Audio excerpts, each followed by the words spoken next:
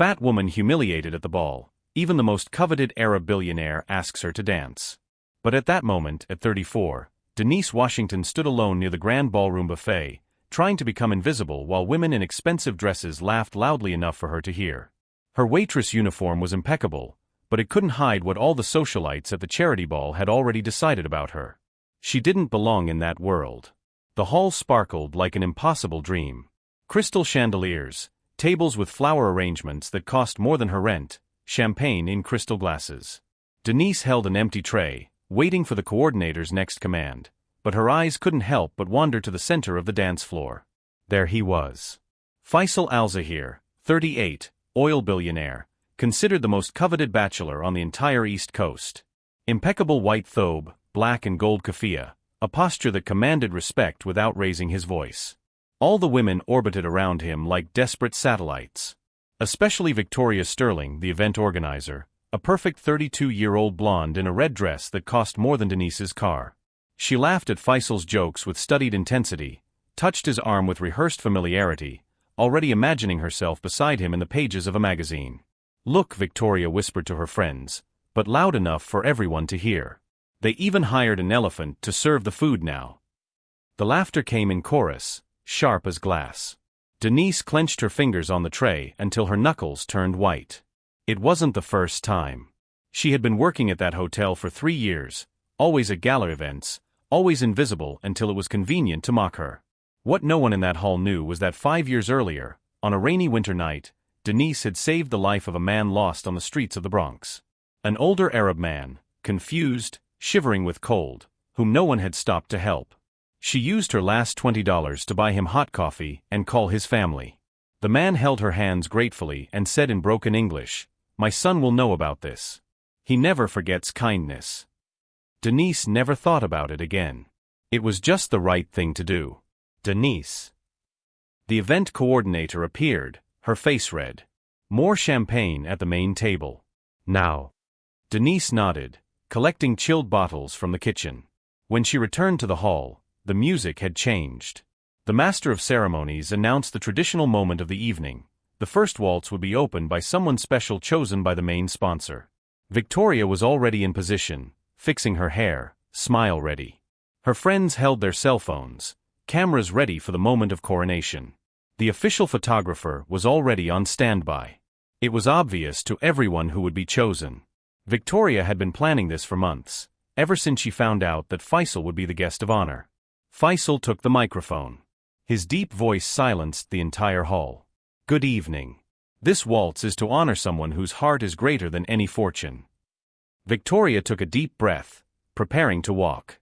Her friends were already applauding in anticipation. The entire hall awaited the inevitable. Then Faisal stepped off the stage and began to walk. But not toward the red dress. Not toward the head tables. He crossed the entire hall, passing women in expensive jewelry, passing heiresses and models, until he stopped right in front of Denise, who was still holding the champagne tray. The entire hall froze. Denise felt her heart race. "Me?" she whispered, incredulous. Faisal smiled, a smile that knew exactly the weight of that moment. "You don't recognize me, but I never forgot. 5 years ago, you helped my father when he was lost. You used your last money to save him. Today I want the whole world to see who you really are." Victoria lost the color from her face. Her friends were speechless. The cell phones remained pointed, but now capturing a completely different moment. Denise looked at Faisal, then at the crowd of shocked faces, then at her own trembling hands. "I don't know how to dance," she murmured. "Neither do I," Faisal replied softly. "But we'll learn together." He held out his hand. The music began. And in that instant, Denise understood that her life was about to change in a way that no expensive dress, no bank account, no important surname could ever buy. She was about to be seen. If you are enjoying this story of dignity and recognition, don't forget to subscribe to the channel. What happens next will show you that sometimes the greatest wealth has nothing to do with money. Denise's hand touched Faisal's, and the hall exploded in whispers. Cell phones were raised, capturing every second. Victoria Sterling stood frozen in the center of the dance floor, her smile frozen in pure humiliation. Her friends exchanged looks of shock and anger, unable to process what they were witnessing. Denise set the tray down on a side table with trembling hands. Faisal gently led her to the center of the room, where minutes before Victoria had awaited her social coronation. The orchestra struck up a slow, almost protective waltz. The first steps were hesitant. Denise stepped on her own foot, muttered an apology, but Faisal just smiled and adjusted his rhythm to hers. "Breathe," he said softly. "No one here matters but the two of us." But everyone mattered, because every glance was a blade. Victoria couldn't contain herself. She advanced to the edge of the dance floor, her voice sweet as poison. "Faisal dear, the photographers are asking for an official photo. You know, for the press." Faisal didn't stop dancing. "Later. I'm busy right now." The word busy cut deeper than any insult. Victoria trembled with rage, turning to her friends. "This is ridiculous. He's doing this for attention. To make headlines as the nice billionaire." But what Victoria didn't know, what no one but Faisal knew, was that 5 years ago, when Denise helped the old man lost in the rain, she didn't just call his family. She stayed with him on the cold street for 2 hours until the car arrived. She took off her own coat to cover him. She bought him a sandwich with the money she had for the bus ride home. And when his son arrived, desperate and grateful, Denise simply said, "Take good care of him," and disappeared into the night before they could thank her. Faisal spent months looking for her. He hired investigators, scoured hospitals, shelters, churches. His father, in the last months of his life before dying of Alzheimer's, repeated obsessively, "Find the woman in the red coat. She has a heart of gold." When he finally located her working at that hotel, Faisal planned everything. He sponsored the charity event. He made sure she was working that night. And he waited for the perfect moment. At the side of the hall, one of the oldest waitresses, Patricia, watched with tears in her eyes.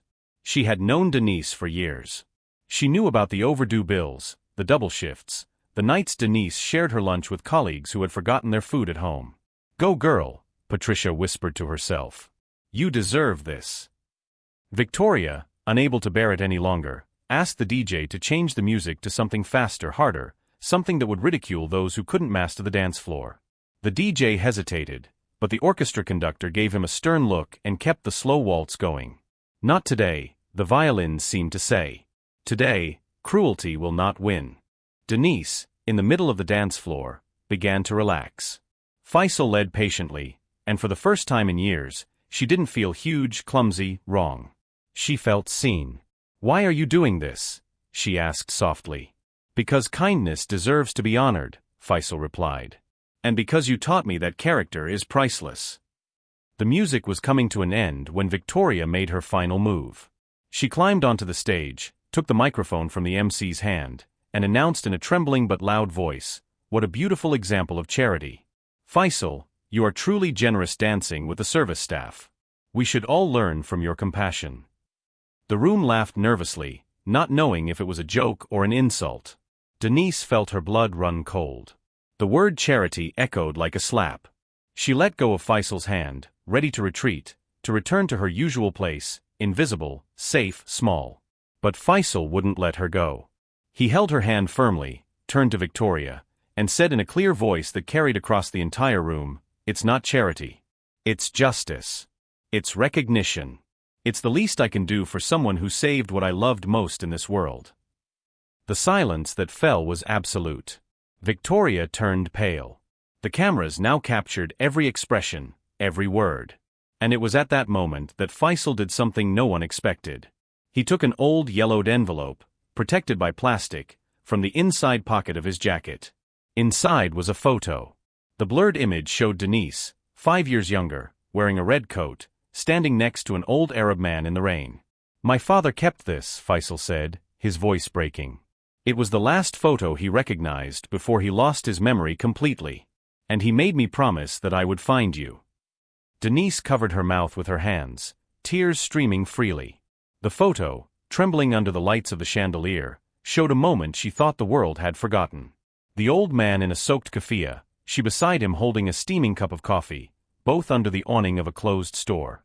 "I didn't even know anyone had taken this photo," she whispered. Faisal held the photo as if it were a sacred relic. "A homeless man passing by took it with an old cell phone. He sent it to us after we posted ads looking for you. He said we needed to know that there are still good people in the world. His voice broke. My father died 6 months after that night. But in his last moments of clarity, he kept repeating your name. Denise. The woman in the red coat. The entire hall was in absolute silence. Even the waiters stopped serving. Victoria, still on stage with the useless microphone in her hand, tried to discreetly step down, but tripped over her own heel. The fall was not physical, it was symbolic. No one helped her up. Faisal turned to the crowd. 5 years ago, my father left home during an episode of confusion. He was lost, cold, scared. Dozens of people passed him by. Dozens. But only one stopped. He pointed to Denise. She had no money.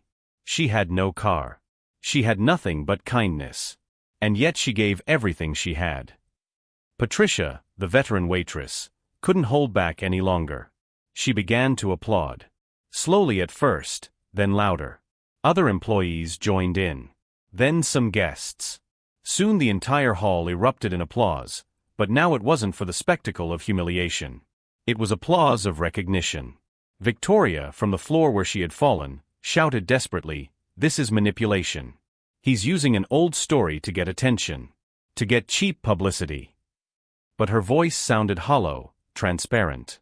Everyone saw the truth in her eyes. It wasn't about justice. It was about losing control, losing the spotlight, losing the man she already considered her trophy. Faisal completely ignored Victoria. Instead, he gestured to his assistant, who brought over a leather briefcase. "Denise, you work 3 jobs to support your mother and pay the bills. I know because I investigated. Not by invasion, but because I needed to be sure I found the right person." He opened the briefcase. "I'm offering you a position at my charitable foundation. $60,000 a year to start. Your job will be to identify people who really need help. Because you have something money can't buy, you know how to see who is invisible." Denise shook her head in disbelief. "I don't have any training. I only finished high school. I'm not cut out for this." Faisal smiled. "You have something better than a diploma. You have a heart. And that's something I can't teach anyone." The room exploded in applause again, but this time it was louder, more genuine. Even people who had been laughing at Denise were now clapping with tears in their eyes. Victoria, finally getting up off the floor with the reluctant help of a friend, tried one last gambit. "And you believe that? You really think she didn't know who he was? That she didn't plan all this?" It was Patricia who answered, advancing through the hall with the courage of someone who has nothing left to lose. "I've known Denise for 5 years. She shares food with those who are hungry. She covers shifts for those who are sick. She tips the valets when she receives a tip. If you don't see true kindness, Victoria, it's because you've never had any to recognize." The final blow came from an unexpected place. The hotel owner, who had been watching everything from an upper box, came down the stairs and walked directly up to Victoria. "Miss Sterling, you are dismissed from organizing events at this establishment. We do not tolerate the humiliation of employees." Victoria opened her mouth to protest, but he continued. "And Ms. Washington has just been promoted. She will no longer be serving champagne. She will be coordinating our social responsibility program." Victoria ran out of the hall, followed by the few friends she had left. The sound of her heels on the marble echoed like defeat. Denise, still in the center of the dance floor, looked at Faisal with teary eyes.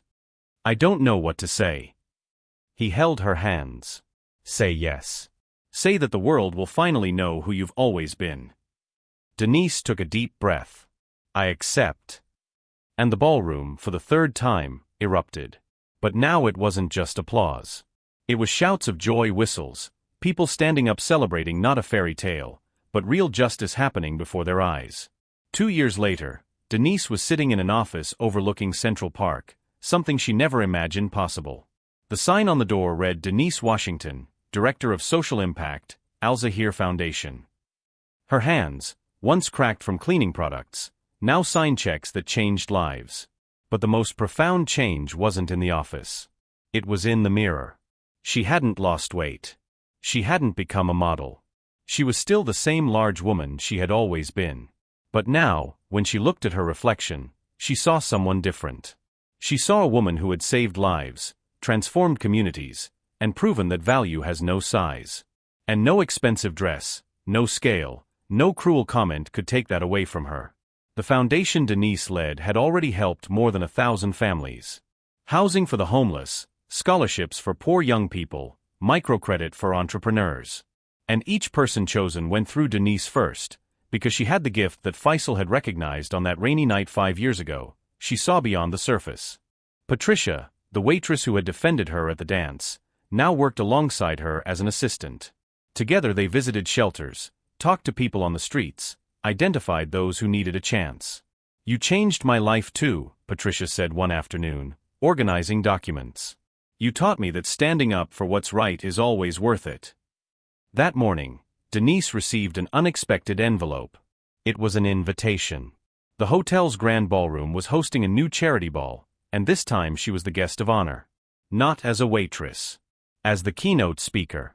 The theme of the event, Seeing the Invisible, How Kindness Transforms the World. Denise smiled. The irony was perfect. The same hall where she had been humiliated now invited her to inspire. She accepted immediately. On the night of the event, she entered the hall with her head held high, wearing a simple but elegant blue dress, accompanied by Faisal. Not as a romantic couple, because what they had was deeper than romance. It was respect, gratitude, friendship built on something real. The hall was packed. Many familiar faces from the night 2 years ago. Some greeted her with sincere hugs, apologizing for their cowardly silence back then. Others looked away, ashamed. Denise held no grudges. Forgiving was not forgetting, it was freeing herself from the burden of carrying hatred. Victoria Sterling was not present. According to rumors, she had moved to another city after her reputation collapsed. Her former friends, once so loyal, abandoned her as soon as she lost influence. Denise felt no joy at Victoria's downfall. She felt only sadness at seeing someone who had built everything on sand. When it was her turn to speak, Denise took the stage where 2 years earlier she had been called Charity. The microphone trembled in her hands for a second, then steadied. 2 years ago, I was in this hall serving champagne. I was invisible until it was convenient to humiliate me. But one person saw beyond that. One person remembered. She told the whole story. The rainy night, the lost old man, the red coat, the $20 that was all she had. I didn't help that man because I expected a reward. I helped because it was the right thing to do. And I learned something fundamental. The world tests us every day. It gives us chances to choose between passing by or stopping. Between laughing or defending. Between humiliating or honoring. The silence in the hall was different from the silence that night. It wasn't shock. It was reflection. Many here laughed at me. Some still think my body is a joke. But today I don't speak as a victim. I speak as a witness. A witness that kindness always comes back. It may take 5 years, it may take a lifetime, but it comes back. Tears streamed down faces throughout the hall. Even hardened executives discreetly wiped their eyes. Denise continued. If there is one lesson I have learned, it is this. Never judge someone by their appearance, their job, the size of their body, or their bank account. Because the person you despise today may be exactly the one who will teach you the meaning of humanity tomorrow. When she finished, the room erupted in a standing ovation that lasted a full 5 minutes. Faisal, in the front row, smiled with pride. Not the pride of someone who created something, but of someone who recognized what was already there. After the ceremony, a young waitress approached Denise timidly. Large body, tight uniform, frightened eyes. "Sorry to bother you. I just wanted to say that your story gave me hope. Sometimes I think I'm good for nothing." Denise held the girl's hands firmly. "You are good for anything you want to be. Don't let anyone convince you otherwise." That night, on her way home, Denise stopped in front of the simple building in the Bronx where she still lived. She could have moved into a luxury apartment, but that place kept her connected. There, at the entrance, was the same homeless man who had taken the photo 5 years ago.